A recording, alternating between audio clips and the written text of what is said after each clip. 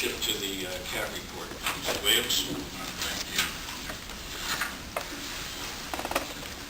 Following some of the highlights regarding the CAT meeting of February 17th. There was a lot. I see there's a couple of CAT members in the audience, Zoe and Trish. If I omit or overlook something, I know you'll step up. So, the staff summarized the CAT work in review of the fixed route securement procedure. We had a long debate over this issue. It's been going on now for a number of months, and CAT finally came to a vote on this issue. So I'll give you our overview of it. Over the past several months, the CAT reviewed the ADA requirements, the current procedure, peer agency practices, and safety concerns with the current procedure. CAT passed a recommendation for mandatory securement on fixed route buses. However, the CAT was had serious concerns about the implementation of this policy and would like to continue to work with TriMet staff to address the following priorities to full implementation. And the reason for this, even during the vote, it wasn't a unanimous decision. And what caught my eye was the fact that of those that use mobility devices on our buses, it was a 50-50 split. And at the end, during the break, those members that voted against it came to me and talked to me as to why. And it was one of those reasons was because they didn't feel that the drivers fully understood how to secure them. They understood, they saw the video that all of us saw in regards to what happens even when a bus takes off and go in a straight line and you're in a mobility device.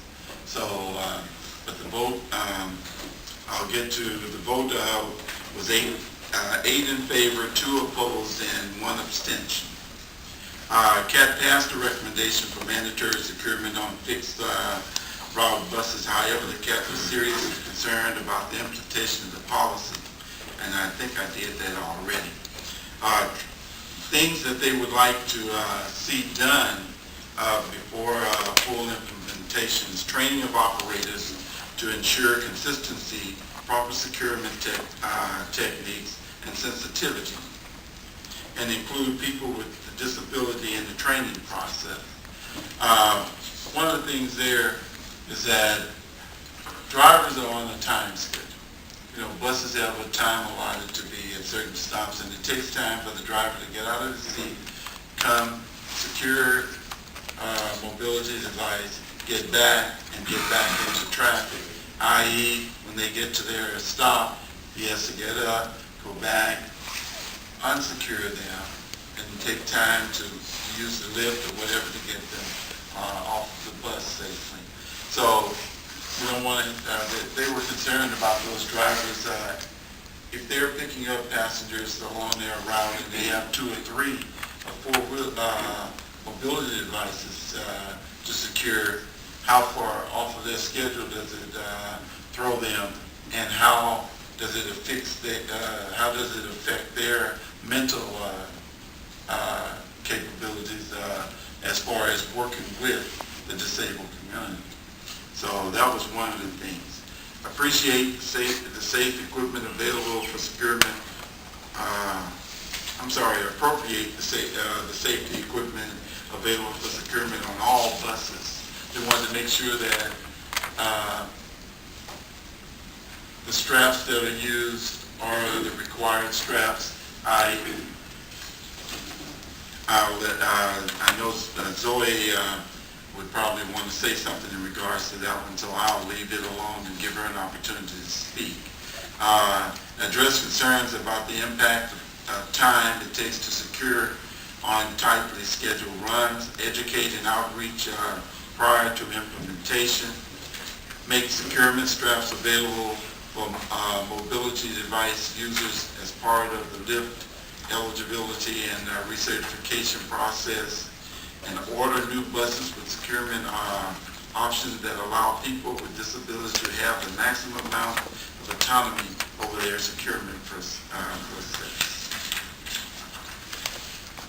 There was also a briefing on staff, by staff on the reduction of service. Staff reviewed their proposals of service reductions for fall. The cabinet staff agreed to continue the review for the March 2nd work session. And budget priorities, because time did not allow, that was deferred to the next cabinet meeting. Before leaving us, Mr. President and board members, what Bob outlined is an issue that is very complex with lots of cross currents in it.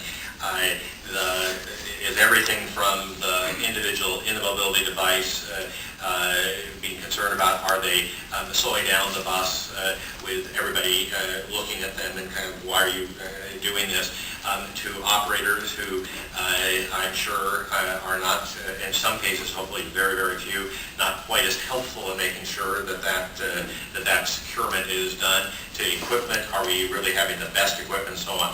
This is an issue that's not going to just be an easy one to be able to march through.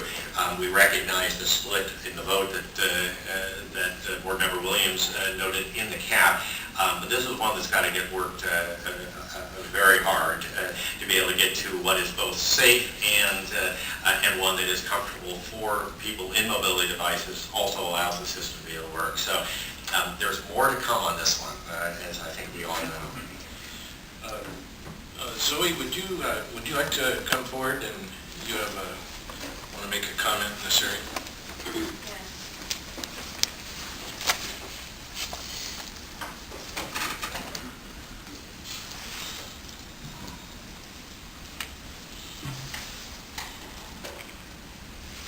I'm sorry about this, but I have some really serious concerns.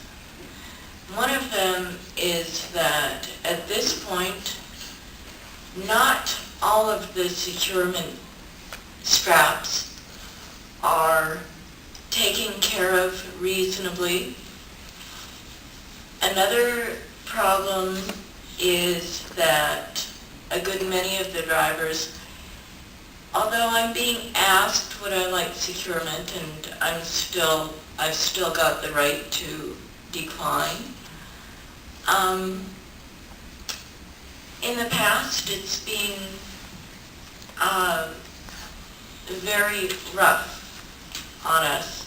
When I was first introduced to the Committee on Accessible Transportation, it was because my husband and I were going over to the zoo, and this was the first year we were married.